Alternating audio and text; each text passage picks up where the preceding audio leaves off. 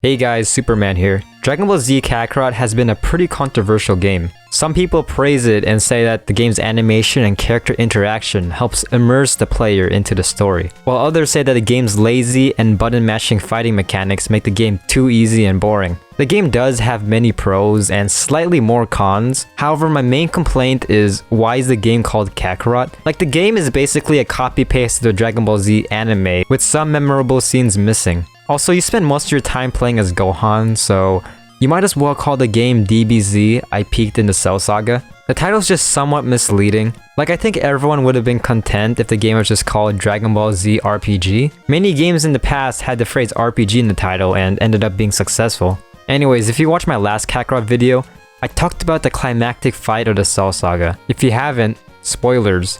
It felt extremely rushed. At the end of the video, I promised to review the Kid Buu fight. Now, the Buu Saga, although being most people's least favorite saga, was still an amazing saga nonetheless. It was basically the Godfather Part 3 of Dragon Ball. It wasn't as good as the previous sagas, but it still had some memorable scenes. Scenes such as Goku turning into Super Saiyan 3 and Goku's speech to Vegeta about how the old Saiyan race is extinct and that they have to put away the past and adapt to their new lives in order to survive will always have a place in my heart. Sure, the series feels campy and unnecessary at some times, but it was still able to excite and inspire many fans. The Kid Buu fight, although being unnecessary and could have just been a 4-episode fight instead of lasting more than 3 hours, the fight was still enjoyable, giving many fans what they wanted and even a satisfying ending. Dragon Ball Z Kakarot's goal is to immerse the players and make it feel like they're in the anime. With that introduction out of the way, let's see if the game's Buu fight holds up to its anime counterpart. So the first fight is Goku vs Buu. This, by far, is the hardest fight in the whole game. One main factor is that Kid Buu is actually several levels higher than you. He was 7 levels higher than me during this fight, which means he hits like a truck. His special moves are once again a combination of the default Buu's super attacks and moves from previous opponents. An example is Cell's after image technique and Nappa's exploding wave technique, which did surprise me the first few times. After a couple of tries, I eventually beat him with the grade of B, which is the second time I got a B in this game. Which is saying a lot since I suppressed the last time I got a B in this game. Your energy is mine. Your energy is mine. Your energy is mine. Your energy is mine. Your energy is mine. Your energy is mine. Your energy is mine.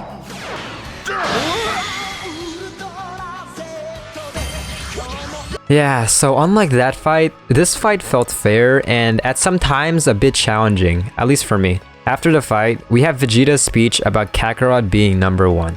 I'd just like to note that they did skip a brief scene of Vegeta stepping into the fight with Goku coming back shortly afterwards.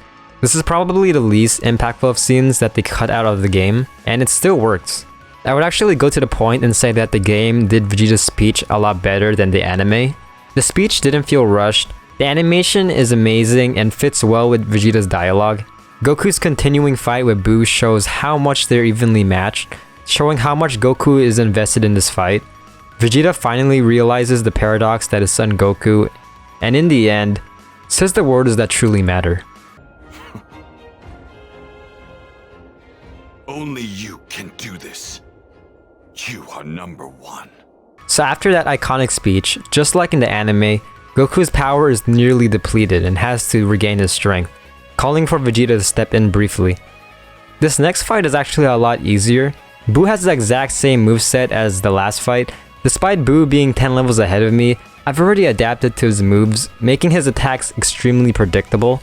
I really hate this copy-paste type of style. I mean, they could have improved on Kid Buu's moveset and possibly made his attacks a lot faster and harder to dodge, but instead they decided to take the lazy approach.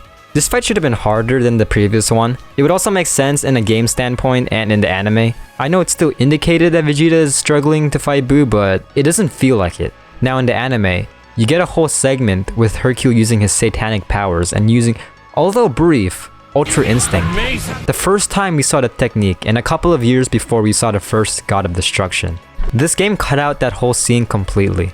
Yeah, Kid Buu was like, fuck this shit, we still need to half-ass the DLC content, and just spits out Buu. So Buu steps in to defend his friend. Vegeta tells Goku that time is bullshit and that Goku's power should already be back. Goku, just like in the anime, realizes that he's actually losing power and that Super Saiyan 3 has a huge amount of strain on his mortal body. Luckily, Vegeta has a plan. He tells Supreme Kai to go to planet Namek and use their Dragon Balls to revive the Earth and its people.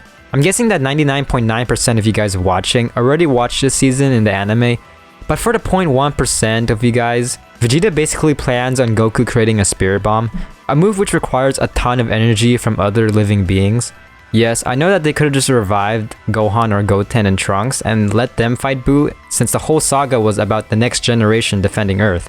However, although it wasn't really said, Vegeta actually had a talk with one of the higher-ups of Toei Animation who promised him more character development and memorable scenes in a future Dragon Ball series. This of course led to Dragon Ball Z Grand Tour, and we all know how that went. Anyways, I'm getting a bit sidetracked. So then they ends up making two wishes.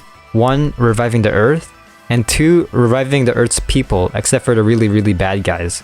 Yeah, I guess shooting a dog and killing two elderlies isn't considered to be that bad since the guy who did both of those things got revived. I guess that's just an Easter egg from the animators to show off how much time you've wasted playing this boring ass copy-paste shittier Xenoverse piece of shit game. So Vegeta calls out for the people of Earth to lend them their energy, and Goku prepares for the Spirit Bomb. The majority of Earth's population refuses to give their energy to Goku, acting like the internet exposing a new Jake Paul scam. Watch out, everyone! Sounds like your energy could really be drained! I mean, it's not like you're losing your 401k or anything. I mean, you're just losing a bit of your life energy. Meanwhile, Kid Buu ends up pummeling Good Buu's ass.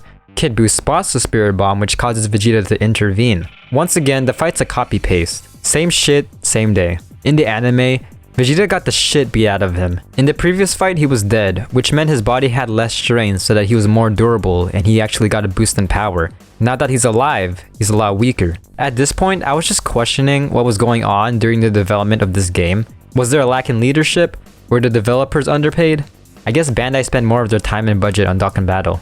I mean, I wouldn't blame them. Dokkan is their golden goose after all. So after the fight, surprise surprise, Goku has hardly gotten any energy from the Earth.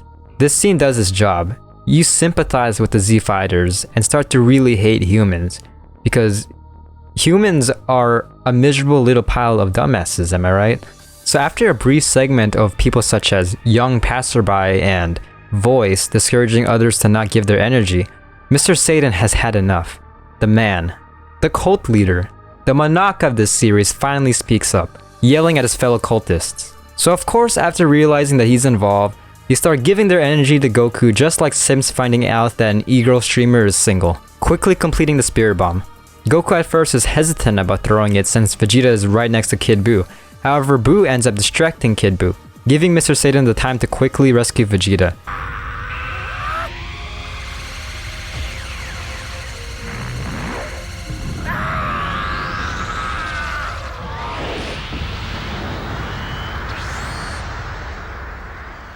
Oh wait. Goku enters fucking Flash Time and fights Kid Buu. What the fuck? Look, I know I said that time is BS, but this is inexcusable. We all know the real reasons why they added this fight was because 1, they didn't want to end the game with just Buu versus Kid Buu, and 2, they were too lazy to create a moveset and actually have Good Buu actually playable. It just feels so weird that most of the game's cutscenes and fights were canon fights, and for them to just throw this at you is just mind-boggling. And once again, nothing new is brought to this fight. The fight is once again just a copy-paste of the past 3 fights. This time it was so easy that I even had some time to fuck around and beat Buu with Kaioken. So after the fight, funny as it is, Goku teleports back to the Spirit Bomb as if nothing has happened. Luckily, during that time, Mr. Satan was able to grab Vegeta. Again, Ultra Instinct Mr. Satan was a joke, but now I'm actually thinking it might be real. At least in this game. I mean, he was able to grab Vegeta during the fight. A fight that we know happened super fast due to the Spirit Bomb not dropping, and the background turning black and white because that's how time works. The more I think of this, the more I just want to Hakai my brain cells. Anyways, Hercule gets Vegeta away from Buu, giving Goku the all clear. However, canon plot twist, Buu fires back, pushing back the Spirit Bomb. Everything was set, except for one minor miscalculation. All seems lost. However, Dende remembers that Porunga has one more wish, and with that wish, the Dragon Balls, the namesake of the show, replenishes Goku to full power. I never really thought of it, but it seems fitting that the Dragon Balls are the last piece into completing this underrated arc, and more importantly, the Dragon Ball series as a whole. The series started out with the Dragon Balls being sought for selfish intent, and here at the end, it's used to save the entire universe.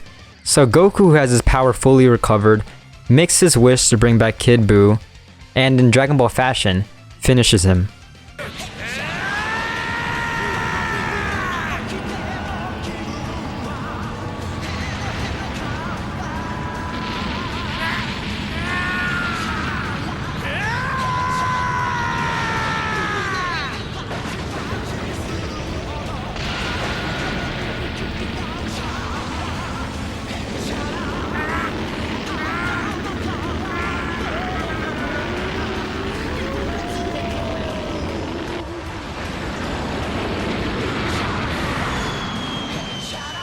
I'd have to admit, when first seeing this, I was pumped. It felt just like the anime, and in some parts, even felt more rewarding. Phew. It's finally over. Jeez, it's about damn time.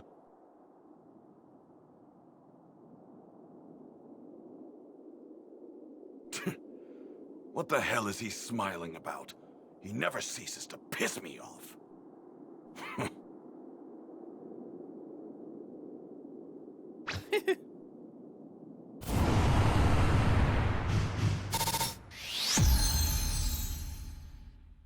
So was it ass? In some places, yeah. Combat-wise, as fighter games go, most of the fights are cakewalks and blatantly show how lazy the developers were with just copy-pasting the same no-brainer fight. The animation, on the other hand, looked amazing. I'm glad that's one aspect that they didn't slack on, but the most important question is, does it hold up to its anime counterpart? I'll be frankly honest.